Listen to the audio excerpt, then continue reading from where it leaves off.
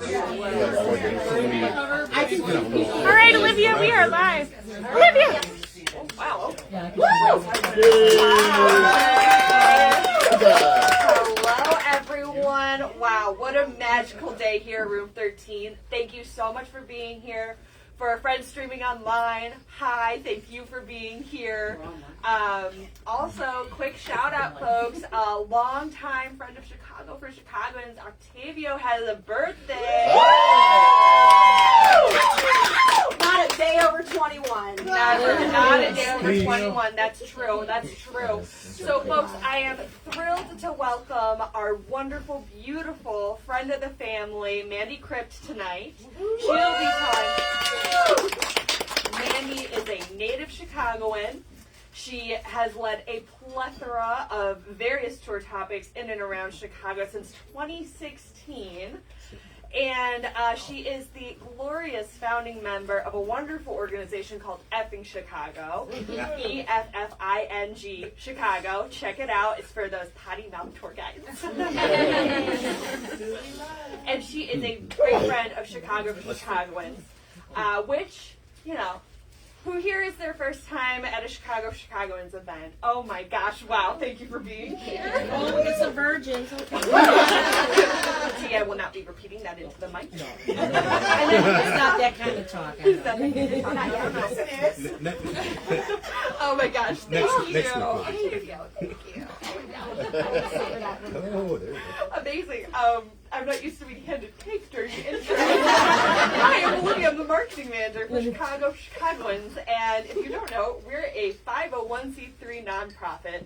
We offer pay what you can programming designed by Chicagoans for Chicagoans, tourists welcome, on a pay what you can basis. What that means is everyone is welcome here, and if you can't contribute, we will gladly take any form of donation in terms of money, like cash, internet money, check, cash, kidneys, sometimes firstborn children, you know. If they're filled with cash. If they're filled with cash, yeah. Oh my gosh, you know. Cake. And cake. So, and we also take cake. If you are here in person, around the room are schedules of our remaining programming for the rest of the year. We're about halfway through. Please keep an eye on future programs. We release tickets 2 weeks ahead of time. If you are bummed because you're on the wait list, don't worry. We frequently release tickets to the wait list. Hope is not all gone. You can also always watch from the comfort of your home through the Facebook live stream. If you're watching from the Facebook live stream, our upcoming events are available at chicagoans.org //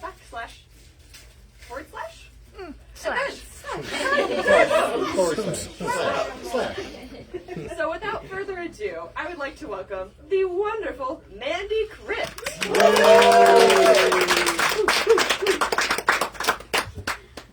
Hello. I'm short as fuck, so. Oh, that's the Effing Chicago part coming out. Today I am actually doing a full run talk of something that I talk about on my Badass Women tour. A couple of you have been on that tour.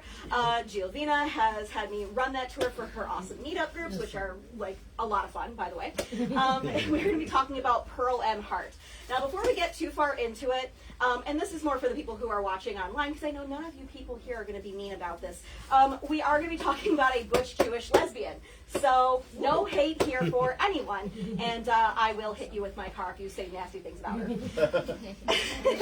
Now, one of the things that I did also want to let you know is that I don't have a lot of pictures of Pearl Hart. She was a pretty modest, humble woman. She didn't do a whole lot with getting her own image out there. All of her time and energy went into helping as many people as she possibly could. So there are a few pictures in the file that you can find through the online link or on the tables in front of you. So yeah, without further ado, on that first page, you're going to see her most well-known photo. That is the one that she took when she was in her early 50s, and her graduation photo from law school. Now, she was also known as the guardian angel of Chicago's gay community. That was her main title by the end of her life, because she really fought for the underdog. That was her entire life, was giving aid and accessibility to those who could not help themselves. She was born April 7th, 1890 in Traverse City, Michigan. And she's the only member of her immediate family who was actually born here in the United States. Her entire family were Russian Jewish immigrants, and she was the youngest of this family, so the last one to be born here. And she would actually say about her childhood that she was doted on. She was spoiled, as much as you could spoil, somebody who grew up in rather modest means. And she was like the family darling, so she had a very nice childhood. Her parents were Rabbi David Horchovsky and Rebecca Horchovsky. They are Orthodox Jewish people, and he actually had moved the family here to take up a job as basically a guy who watches the butchering process for the kosher meats. And her mother was a social worker. So between his job working as a kosher butcher and with her mother working with the community and then her father performing all of these religious rites, her family instilled within her from a very young age a sense of social justice and a deep respect and love of freedom. Her whole family had moved to Chicago in 1892 to actually allow her father to have this job.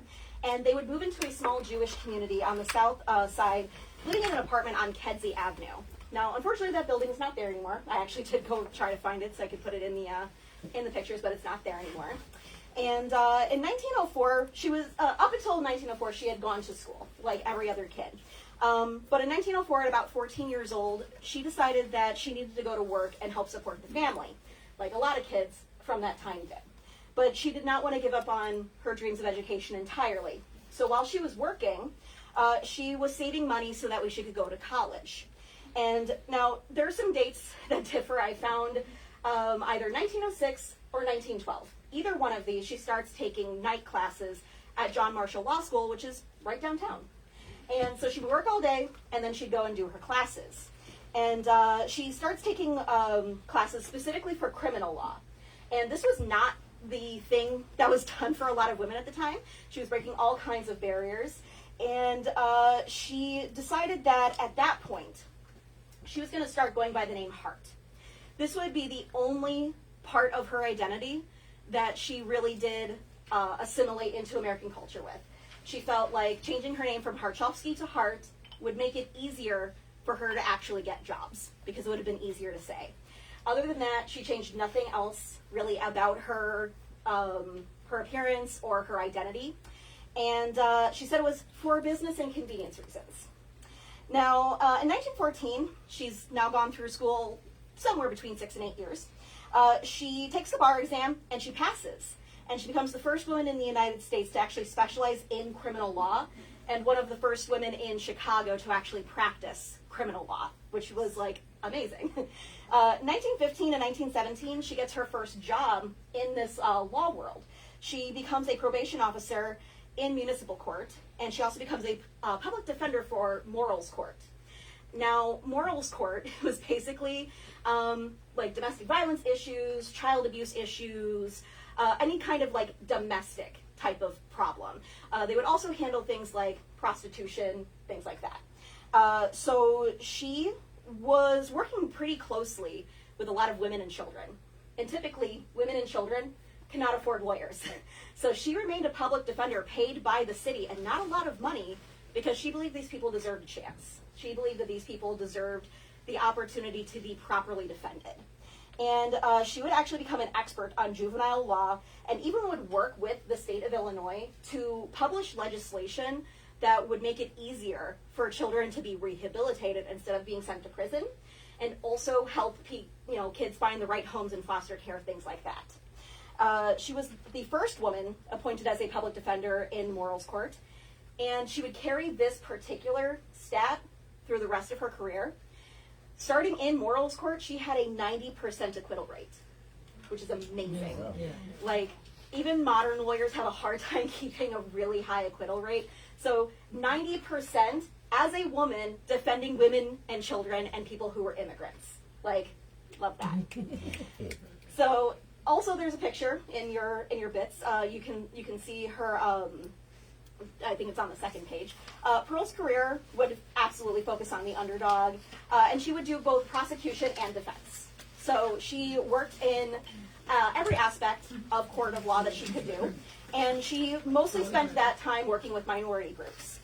She would often, if she wasn't getting like money from the state as a public defender, she would often work for free or pro bono, you know, and she would charge very little fees because she knew the people that she was helping did not have a lot. But again, she had this very deep, intrinsic belief in justice and freedom. She believed in helping the less fortunate, and she said that it really was her parents and her community that gave her this sense of justice.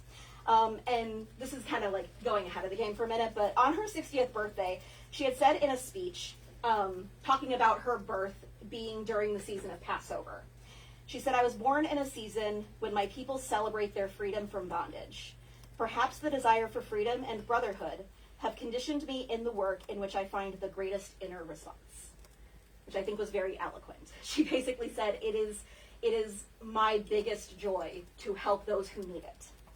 And as an adult, now we're getting into kind of like what she looked like as a person. As an adult, she stood 5'11" and weighed 200 pounds. And once she basically moved into the professional realm, she no longer wore dresses. She had suits made, and she wore suits for her entire career, which is also fantastic. So if you can imagine this very tall, broad, imposing woman yelling at you across the courtroom, there's a reason why she had a 90% acquittal rate. Now, she would say that while serving, she would also try to get into local politics. She was really interested in helping her community in pretty much every way she could. Now, unfortunately, she would never actually make it into like civil politics. The world just wasn't ready for that yet. But there are a couple pictures in your pamphlet where you can see a couple of her attempts at promoting herself in the, in civics duty. In the 1920s, while pursuing her career, she also met and fell in love with a woman named Blossom Charan. Now, Blossom Charan, she's kind of an interesting person. I couldn't find a picture of her, but from what I could find of her, she was a only child to her parents. She at one point had starred in a couple of silent films. Again, I couldn't find any pictures of these silent films. She also published a song. She's like credited with writing a song, and she was like heavily involved in like the burgeoning queer community, but also kept it on the down low. Her parents were, her mom was a stay-at-home mom who wanted to get her into acting, wanted to get her into the public eye, and she never really got there.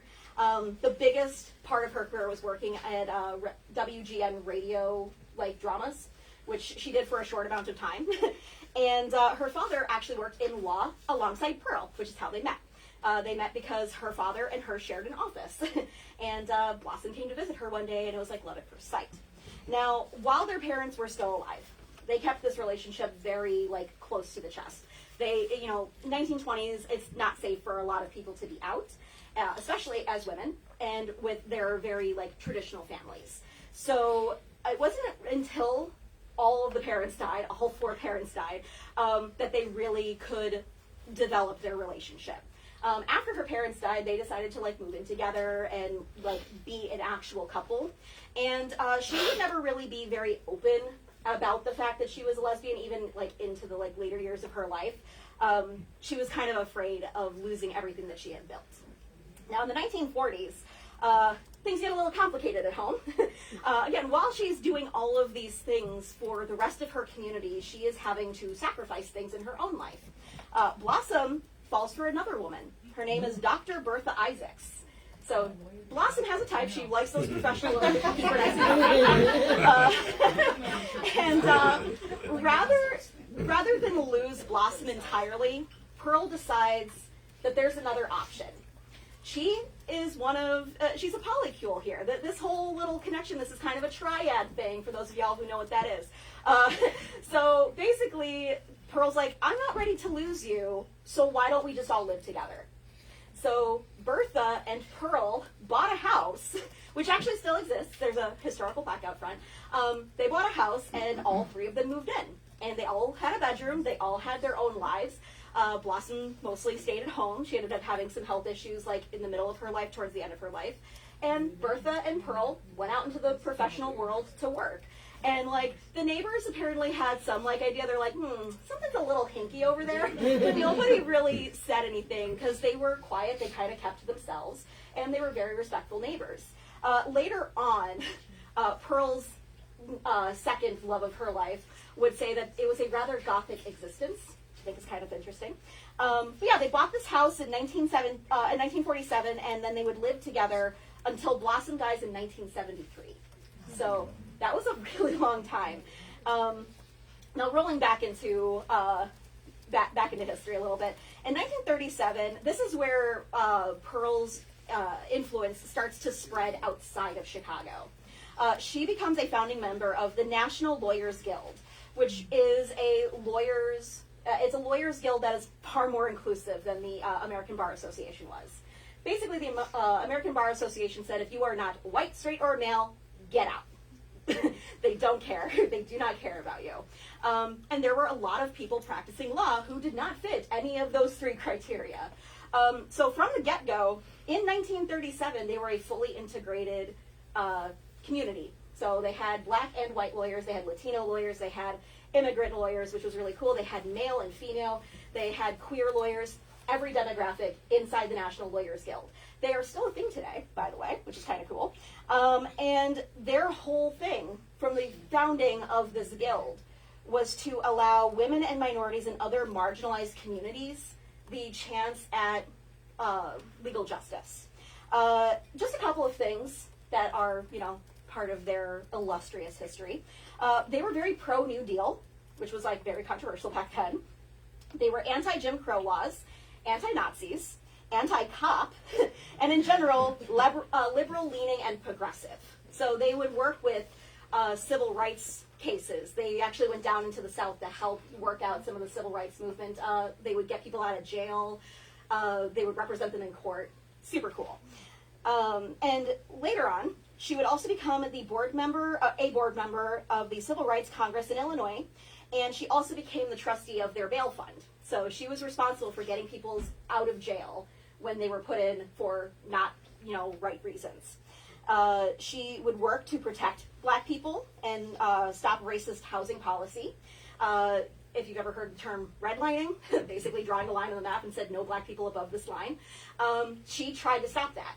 While Chicago was never fully segregated, like officially, legally segregated, there were neighborhoods, a lot of neighborhoods in Chicago, where it was really just an unspoken rule. You do not let to anybody who's not white. So she tried to change that. She would actually work on housing policy here in Chicago, and she would use the Civil Rights Congress of Illinois to help her do that. 1947, she becomes a founding member of the American Committee to Defend the Foreign-Born, which is a mouthful, but really their entire job was to stop unreasonable deportations. You see, when we got into World War II, and we had a lot of refugees coming in here, there were a lot of people who were like, oh my God, they're criminals. So we've been doing this thing for a really long time. It's kind of nothing changes. Nothing changes. Nothing new under the sun. Yeah. So there were a lot of deportations happening because right after World War II, we start creeping into the Red Scare. We start creeping into like McCarthyism and like telling on your neighbor for really dumb shit. So they were on the ground floor at trying to keep people in this country who deserved to be in this country. And because of that, not only was the Committee to Defend the Foreign-Born very heavily involved in keeping people here during the Red Scare, she devoted pretty much all of her time from the late 40s into the late 50s into keeping people in this country. She had stopped several deportations. She fought for immigrant rights. She also helped to fund the first free breast cancer screening clinic here in Chicago, which is also really progressive because in a time where they're like, oh my God, no titties. There really was no standardized, regular breast cancer screening here in the city. A lot of places didn't cover it, they didn't prescribe it, and there were a lot of people who were dying unnecessarily because they didn't know they had cancer. So she actually helped to fund the Ports Cancer Prevention Center, and they would actually continue serving communities for free, basically figuring out you have cancer and then finding you a referral for treatment because they didn't provide treatment there.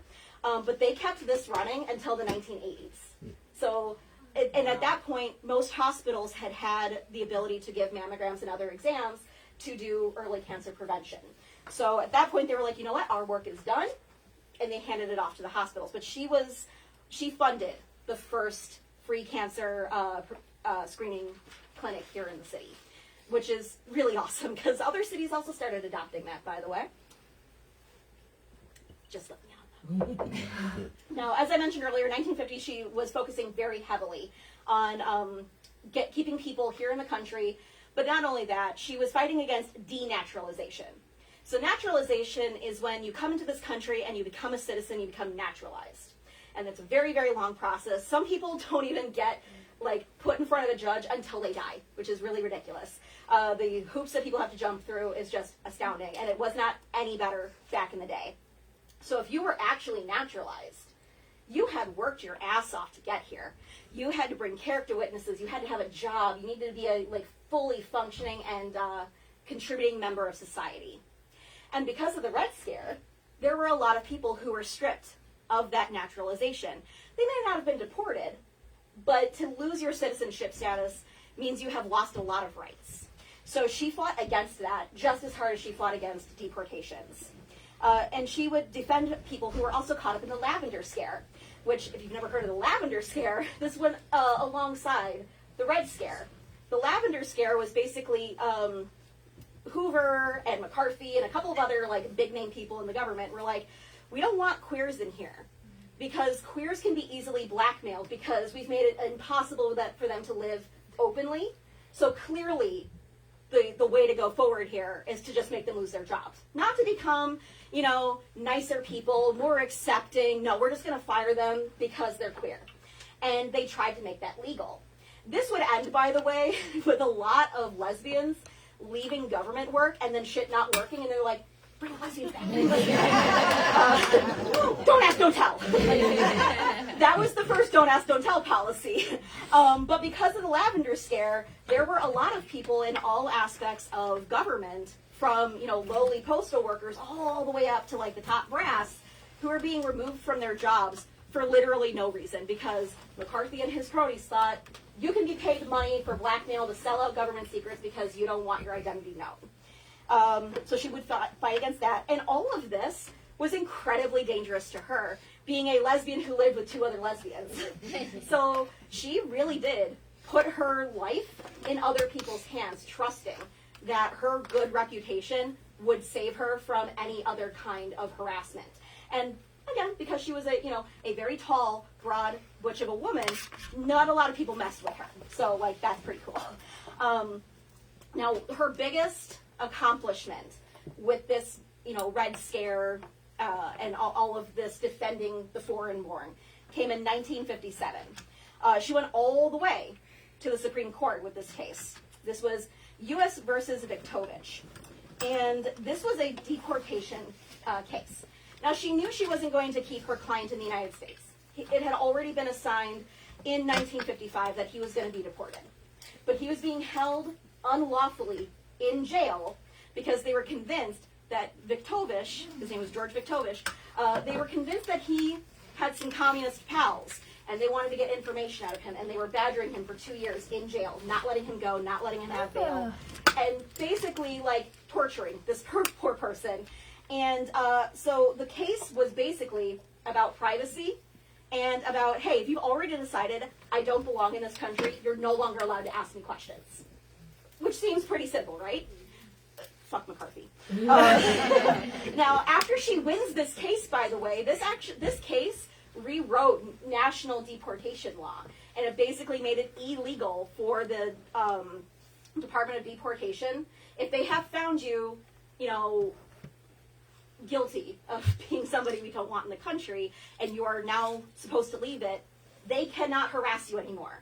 Their only job, once they've decided you're deported, is to buy you a plane ticket back to where you came from, or wherever they think you came from, because they did fuck up a couple times there. But their whole job was to then just get you out of the United States. Now, after this case was over, she said, I defend the foreign-born against the present deportation hysteria because of a consciousness that it was the foreign-born and their children who built this nation of ours and who have been its most loyal partisans. And it's very true.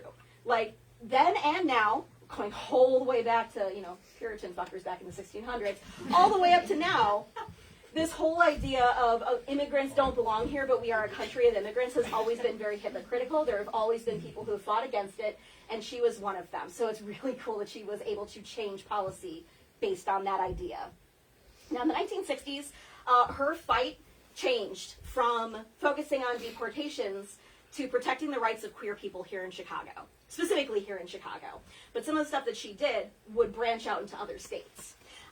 So most of what she was doing is fighting entrapment laws and privacy laws, and she was also trying to get people to stop criminalizing cruising, basically. And if you don't know what that is, cruising is a community has picked an area, like the gay community has picked an area that, like, you can go to this spot, you can find a partner, do your thing, and then go your separate ways.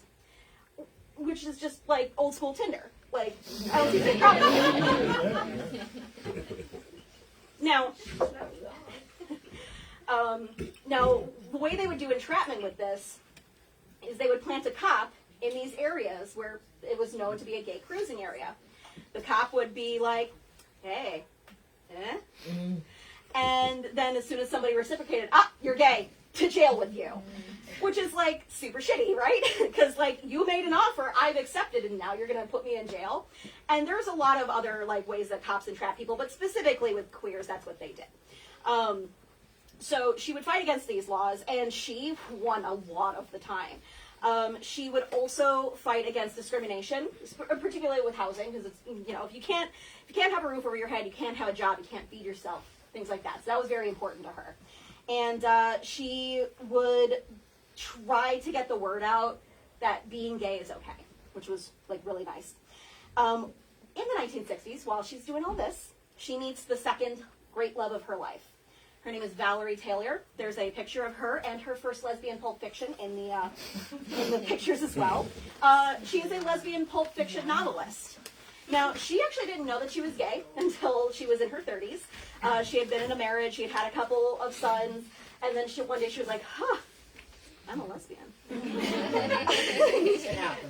And her husband was an alcoholic piece of shit, so she got a divorce lawyer, and she was able to get out of her marriage. And actually, with the first sale of her first novel, which was not a lesbian novel, but her first novel, she got $500 in advance. And with that, she got a divorce lawyer, 2 new dresses, and a pair of shoes. Damn, that's so cheap. I know, right? Super cheap. $500 is not going to get you that far today. But she meets Valerie Taylor while they're, hanging out in the same kind of queer lesbian community, likely up in Tower Town, which for the rest of you is Water Tower Place. So that was the first lesbian neighborhood. It was one of the few places that would allow young single women to have an apartment to themselves, which is why a lot of lesbians ended up over there. So they would meet, and Valerie would also say that Pearl was the great love of her life, which I thought was very sweet. Now, they never actually lived together because, remember, this is 1960s, and Blossom and Bertha were still in the picture. But Valerie got an apartment around the corner, and so they were at each other's houses all the time. She was kind of enfolded into this little interesting mix that they had going on at Pearl's house. And she was just very involved in that community. Now, about the time that she meets Valerie, which is about 1963, Blossom starts getting very, very sick. And so she leans on Pearl more emotionally than she did any other way. And these women helped to take care of her for the next decade until she died. And now together, Valerie and Pearl, while they are helping Blossom and while they're working on these cases and working on lesbian Pulp Fiction, together they would become founding members of the Madison Midwest Chicago chapter. The Madison Society was one of the first openly gay advocacy groups in the United States. They built themselves off of something that Henry Gerber, who is also from Chicago, by the way, Henry Gerber created the first openly gay rights advocacy group. And it only lasted a couple months because one of their founding members' wives ratted them out. But from what he had started, the Madison Society was like, we can do this. And they did actually end up opening up multiple chapters around the United States. So when they opened it up here in the Midwest, Chicago was one of their main headquarters. And Pearl would become one of their best legal advisors. So she started publishing things. One of them was in the Madison Midwest newsletter, and it was called Know Your Rights. And she would talk about what you are entitled to as a legal citizen of this country, the privacy laws that you are entitled to, how to find a lawyer, what a lawyer can do for you, all that kind of stuff. So she wanted to make it very clear that even though you are an othered person in this time, you still are a citizen deserving of rights and respect. And it's after this chapter opens up in 1965 that she officially comes out.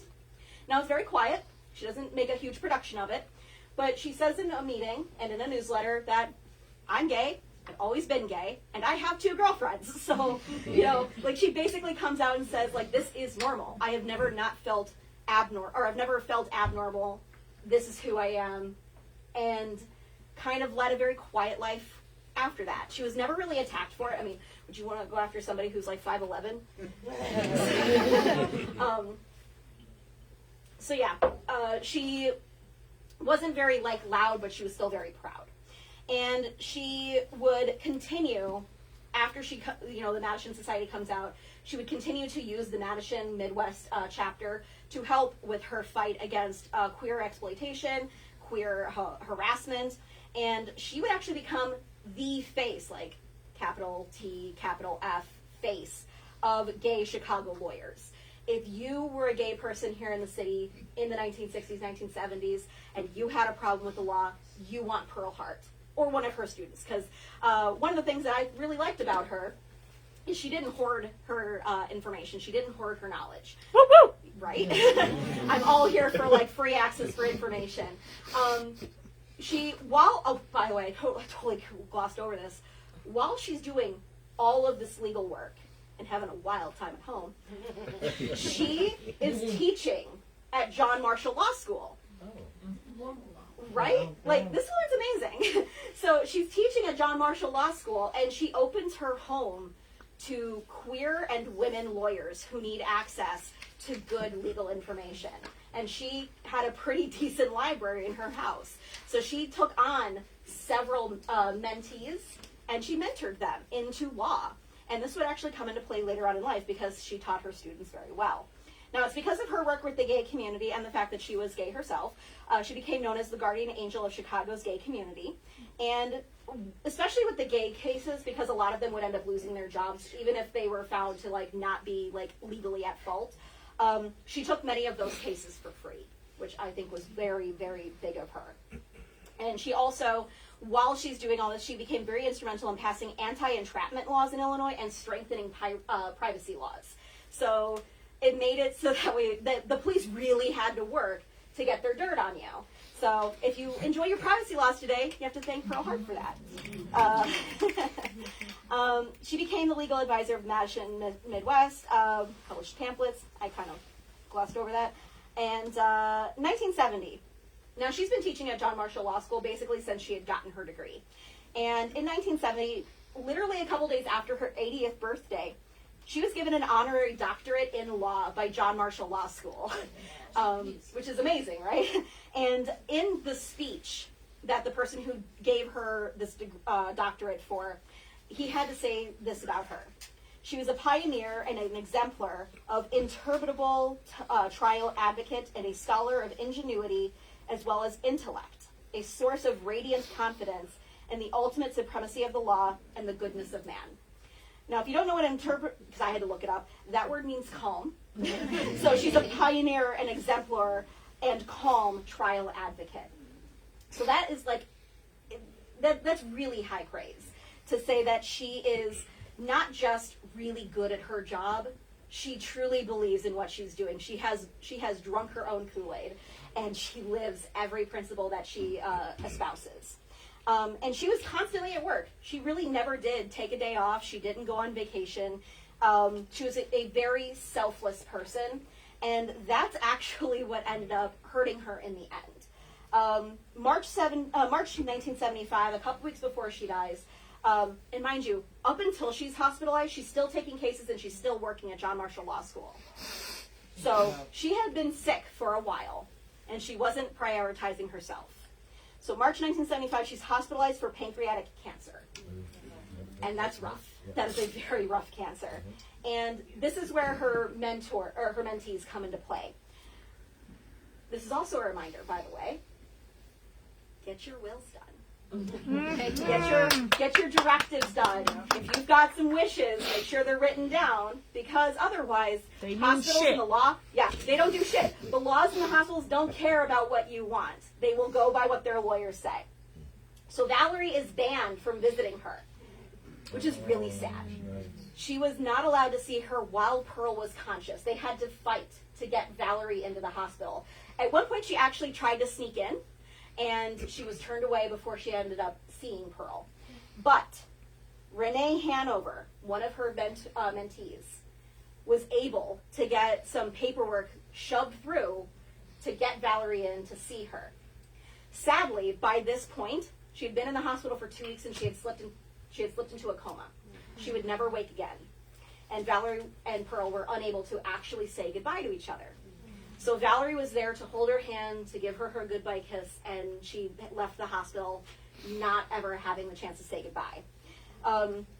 And before she actually died, she knew she was sick, but she wasn't going to take care of herself. She had spoken with one of her friends, Jim Bradford. Jim Bradford was the president of the Madison Midwest chapter, and he was one of the biggest advocates for this group. Jim had later said that while she was still at home, they were, having a couple drinks, they were talking it out, and she said that she was really sad that nobody would be able to say the Kaddish for her. Now, if you don't know what that is the Jewish prayer for the dead. Her whole family had died by this point. She was the only one left. And she didn't have any, really Jewish friends. She didn't have a large community. She had no children. So she was really afraid that she was going to die without this rite being performed for her. And Jim Bradford assured her that when she died, everyone who had helped her, everyone who had been part of her communities, part of her advocacy groups, all of that, they were her children. And they would all say the prayer for her. So after 2 weeks of being in a coma, she will end up passing away. And for what I know, Bradford did actually lead a Kaddish for her. She would die March 22nd, 1975, after practicing 61 years of law. Holy shit. Right? 61 years of law. Her friends at her funeral would say her mission was to defend the underdog, in a sense recognizing the illness of the overdog as well. Pearl Hart is certainly dead. She is dead because she lived first. And Jim Bradford, that same person who said every single person you have helped is your child, he said her inheritance was the love and respect of thousands of men and women she helped, and a society somewhat better for her efforts, which is all she wanted. And that is the story of Pearl Hart. If you want to visit her, she's in the mausoleum at Rose Hill. So, yes. Do you want to talk at all about the Gerber Hart Library? So the Gerber Hart Library, this is a library that is for queer history, for queer icons. And initially it was named something else, like a really long name, but it was renamed after Pearl and Henry Gerber in the 1990s, I believe.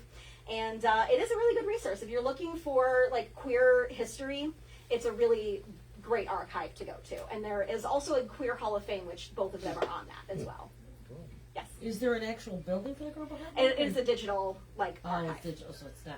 I mean, I know I've done when I do my Old Town walk. I take people in front of Henry Gerber's house. So yeah, it's a really cool place. But you can see Pearl. You can see Pearl Hart's house. Okay. It's actually in the pictures. Okay. It's 2128 or 2821 Pine Grove Avenue. So right near the lake, actually. Oh, okay. Yeah. Yes, Anthony? You answered my question. Where was her house? Yeah, no. Her house was in Lakeview, and it is still there. It's one of those really cool blonde townhouses. Okay. Any other What was her actual age when she died? Repeat the question. So what was her actual age? I'm terrible at math. So give me one moment, and somebody else can do the math for me. I can't do math. I need my fingers and toes. So that's the Villisca Axe murders. That's not the notes I I was looking forget for. when she was born. That's what I was thinking, All right, sorry, give me a mo, because Very old. 85. Thank you. Somebody else. I figured she was in her Teacher. Yeah, so 85 years old. She had lived a very long life. Any other questions? Yeah. Beside the library that you mentioned, are there other things named after her? There's nothing else that's named after her, but there is the one memorial outside of her house where it's a historic plaque, and it tells a small like blurb of her life. It's front and back, which is kind of nice. But she was relatively unknown for all of the work that she did. There weren't a lot of people who gave her the credit she deserved in life, and so there's not a lot of people who are doing memorials. Yes, Stephanie. Does John Marshall Law School have any sort of like legacy for her? That is a good question. So I don't know. The question was, does John Marshall Law School have any kind of legacy? And I actually don't know that. It's very possible because she did teach there for so long and she had so many students that she like personally took under her wing. So it is something that I can look into, or if you guys are so inclined, you can Google it yourselves. But it would not surprise me if there was any kind of legacy for her there. And there's no foundation, you know, like her mentees didn't start. So, you know, future, you know, people that need. So the question was if there's any other foundations that like her students kind of took on. Everything that she actually started, aside from the National Lawyers Guild, everything else that she started and that her students had started got assimilated into other large groups. Okay. So there were a couple things that her students had brought up. There's a couple things that people that she worked with, had brought up. But over time, they got absorbed into other like large national groups. Yes, Patty. Did she ever work with other queer activists in Chicago apart from her work with these various groups? Like, where does she kind of fit with other queer activists in Chicago around the same time? So around the same time, you have people who were like mourning the loss of the Dill Pickle Club. So you had people like Ben Wright, you had Margaret Anderson, who lived in New York at the time but would come back quite a bit into Chicago. So she had other people that she was kind of working with, but because she was never very like out and proud, like fans and balloons and everything, she didn't have a whole lot of, she didn't have a very like public face about it. She was always in the background because she never wanted to like risk the fact that she had this very important job to do. So I don't know a whole lot aside from like the other couple like really big names like Ben Wright and Margaret Anderson. Ben Wright, by the way, was a queer doctor. He would perform or he would treat people for like STDs and things like that for free.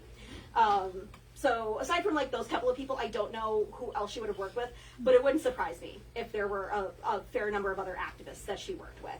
And actually, I'm not entirely sure on this because she was kind of old at that point, but she was alive during the first Chicago Pride Parade, which, by the way, Chicago did the first Pride Parade in the United States. Hey.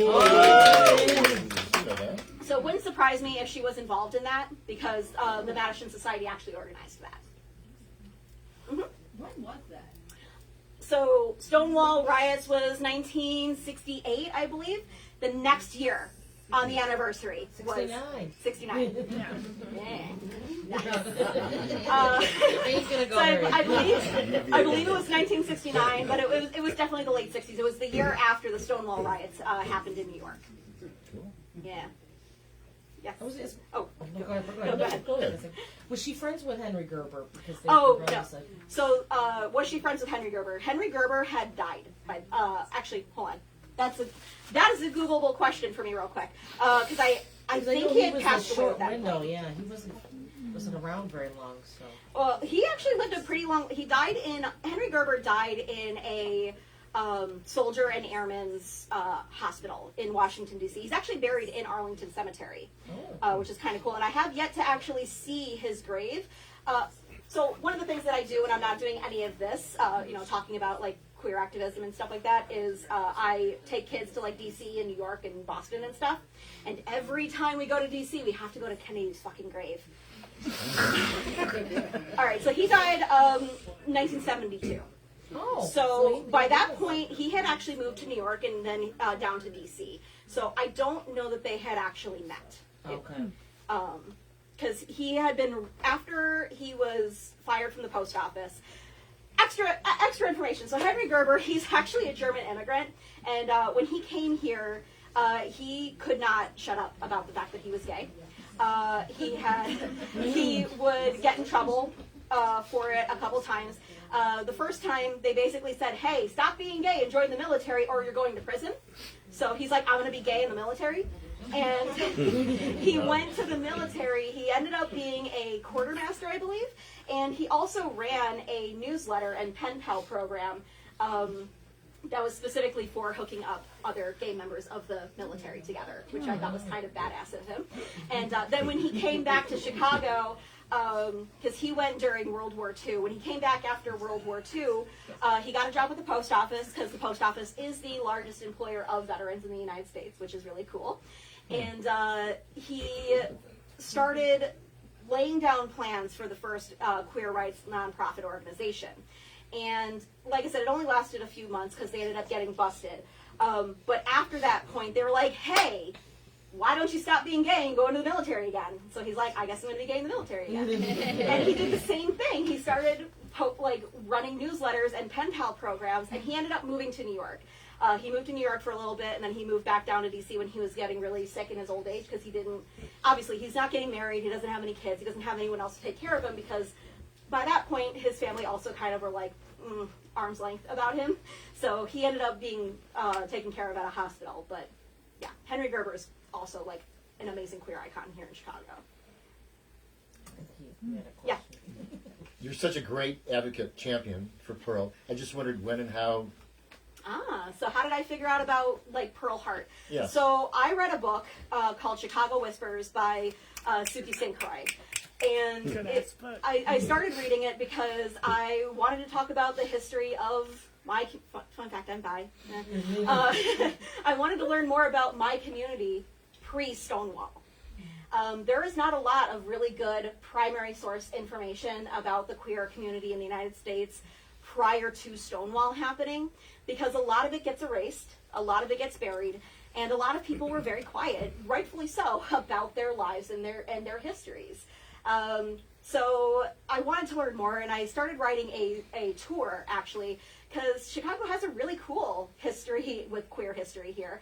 Unfortunately, that tour is like 3 hours long and 2 miles long, and no other crazy person other than me wants to walk it, so I need to fix it. I would do it because I just Hey, our max is 3 miles. well, make so, me cut mine all the time. the tour was going to start in Bughouse Square by Newberry Library and end in Daly Square. So, because that was the route that the first Pride Parade took. It started in Bughouse Square and ended in Daly Plaza, and where there was then a dance party. So we do know how to party.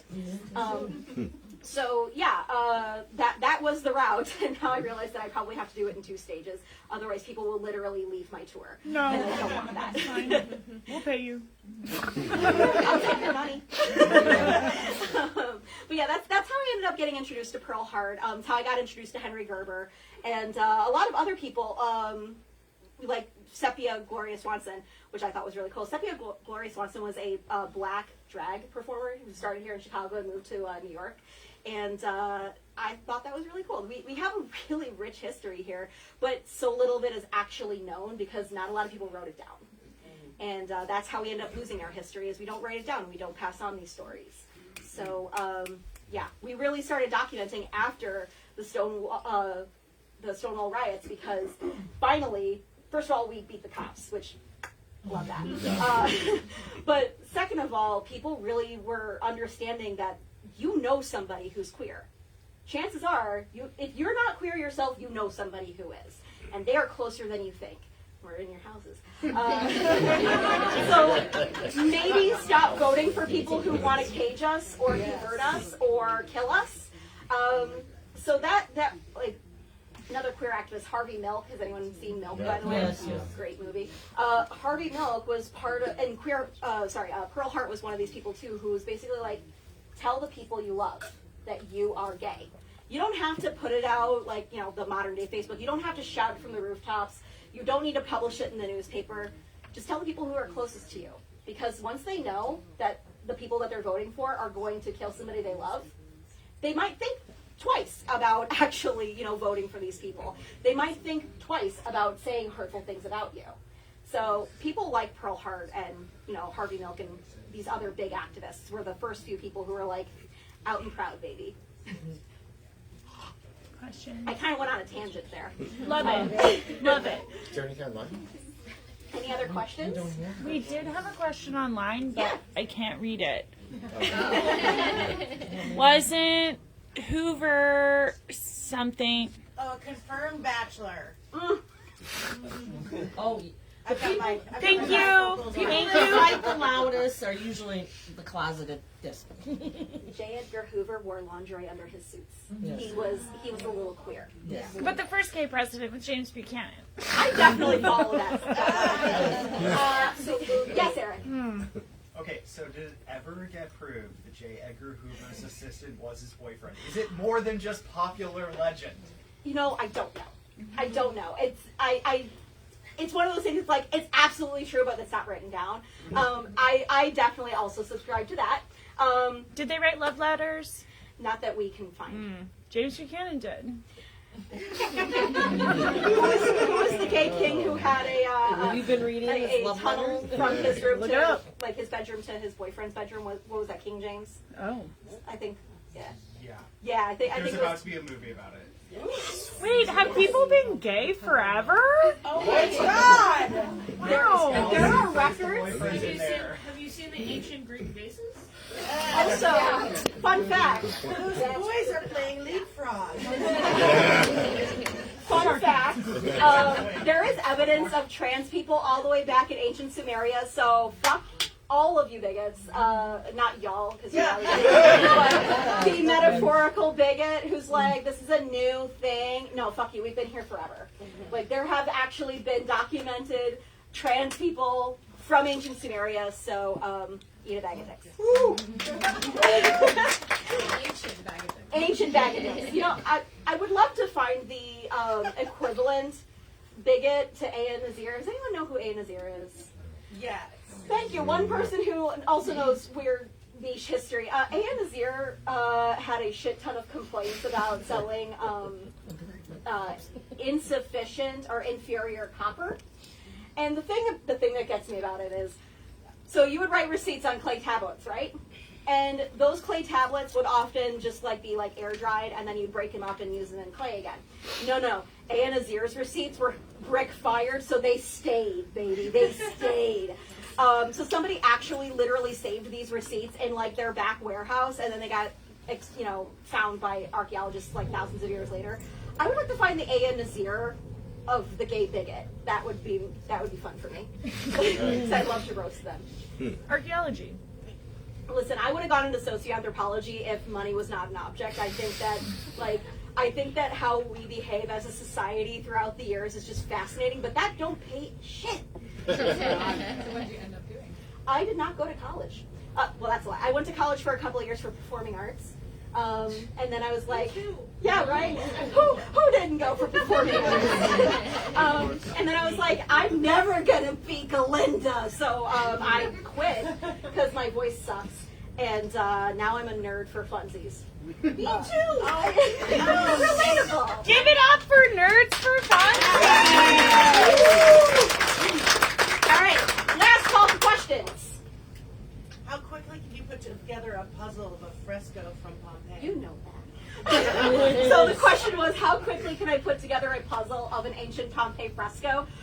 Jeannie and I, with our husbands, ended up going to the Pompeii exhibit at the Museum of Science and Industry, and they had these like marble puzzles. Like they made a picture out of marble and then broke it, and then you had to put it back together like a real archaeologist.